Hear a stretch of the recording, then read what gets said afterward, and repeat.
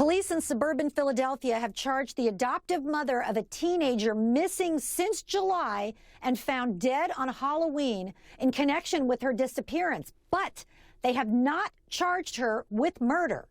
Sarah Packer reported Grace missing on July 11, 1 week after she was last seen at a family picnic. Nearly 4 months later, on October 31st, hunters found parts of Grace's body about 100 miles from her home in a wooded area of the Pocono Mountains. Ugh. But police say Sarah Packer's story fell apart quickly. They say she, the mom, withheld critical information and gave misleading statements after reporting Grace's disappearance, and believe she knows more about what happened to her daughter than she's letting on. Solomon Jones is the morning show host on WURD Radio, and he joins me from Philadelphia. Solomon, thanks so much for joining me. This child, this 14-year-old girl, her remains were dismembered. I mean, it is so horrific. What does that tell you about this crime?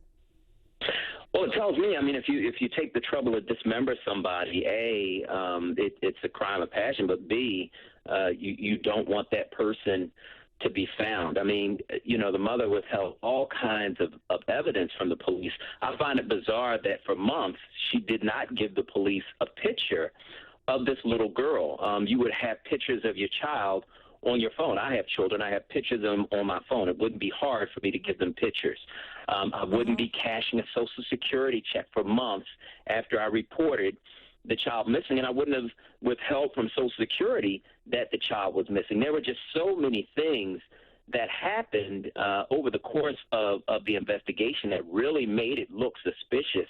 I read the criminal complaint, and it's a solid circumstantial case against this adoptive mother, but they don't have the physical evidence, I don't think, at this time.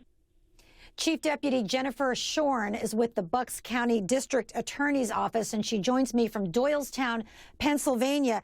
Thank you so much, Jennifer. I'm really intrigued at the charges that have been filed against the mom. No homicide charges have been filed against her, and I want to be very clear about that. But it seems to me that the charges about endangering welfare of a child and obstruction, this is all based on her very peculiar and frankly suspicious behavior during the investigation, right? Yes, Lisa, thank you for having me. And you're absolutely right. Not only did her mother's conduct raise red flags, but ultimately her actions and inactivity proved to be criminal in and of itself. To wait to report your 14-year-old adolescent daughter missing, I mean, this is not like a high school senior who's close to adulthood, who's rebelling and running away for a night or two. This is a middle schooler, a 14-year-old who had special needs, and she waits to report her missing and then provides misleading false information to police in the early days of the investigation, and then fails to provide even a simple photo. And like Solomon indicated, in this day and age, every parent has photos of their children on their phone. It's so simple to provide that immediately to get the word out. And Jennifer, you know, in my practice, I represent a lot of victims, and victims are usually banging on the door of law enforcement saying, what's going on? What about the case involving my daughter? Why aren't you doing more to help me? In this case, it seems to be exactly the opposite. Law enforcement was going to the mom saying, hello, can you please help us? Can you give us a photo? Can you give us the timeline of when she went missing, who saw her last, where she was going? And mom, it seemed, Jennifer, just couldn't be bothered to cooperate with the police. Right. You hit the nail on the head, Lisa. And not only that, they moved. The adults in the home where Grace was living moved and failed to provide the police agency that's investigating her as a runaway with the new address. And furthermore, Grace would have no ability to locate her mother and the adults living in the home. She failed to provide a forwarding address, failed to enroll her in school in the new school district. You're absolutely right. Completely contrary to the way any normal parent would act. So, Monique Pressley, trial attorney, let me go out to you because you are a very skilled attorney. What kind of explanation would you have as an attorney for this behavior on the part of the mom?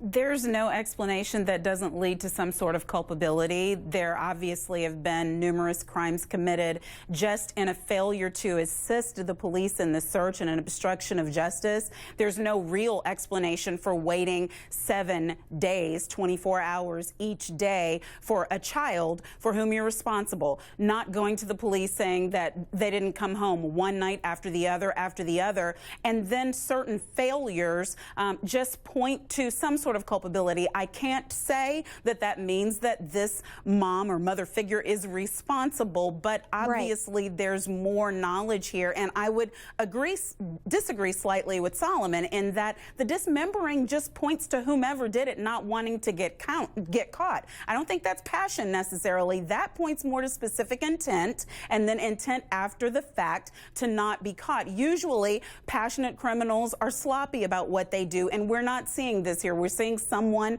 who went through the effort of hiding a horrific crime. So perhaps the police don't have what they need yet, but I suspect they're getting very close. Oh, and it's so heartbreaking to see those beautiful shots of the Poconos Mountains. I used to have a house out there. It's so pretty in the fall. And that's, you know, the jarring comparison with what happened there and the body of this child having been found there. Well, thank you so much. And I know we want to hear more from you, Jennifer, about this investigation as this goes on. And Solomon, thank you as well.